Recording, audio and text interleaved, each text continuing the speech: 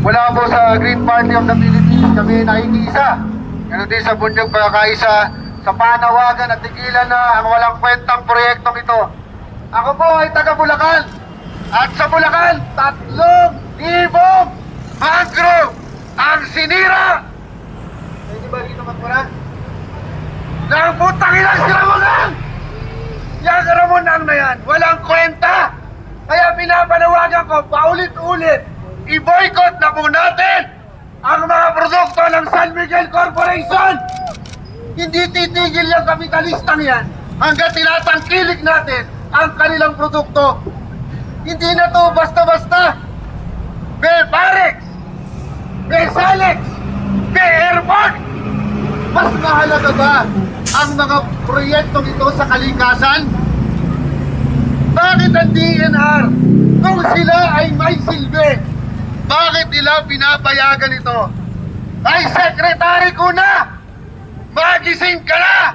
Yang DNR isa sa pinakawalang kwentang ahensya ng walang kwentang gobyerno ito!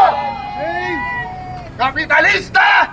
Imperialista! Hanggat may magaganansya, hanggat may lagay na makukuha, pagpapatuloy ang pandarampong na ito sa kalikasan. Ang kalikasan po ay buhay natin! Pero pinapatay ng DENR ang mga mangingisda, wala nang makuhang isda. Ang mga magsasaka sa Bulacan, natatabunan na ang lupa. DENR, magising naman kayo. At itong gobyerno ni Marcos, kung may natitira ka ba sa sinabi mo na mahal mo ang kalikasan ay kay para sa climate action, gumising ka na!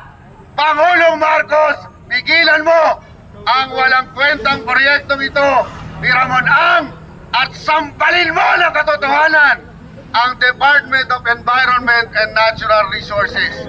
Mga salot kayo sa kalikasan. Isigaw natin ng buong lakas, sigaw ng taong bayan! Gibilang kalikasan! Sa gibilang kalikasan! Sigaw ng taong bayan! Padayon kalikasan, mabuhay ang tunay na masang Pilipino. Salamat po.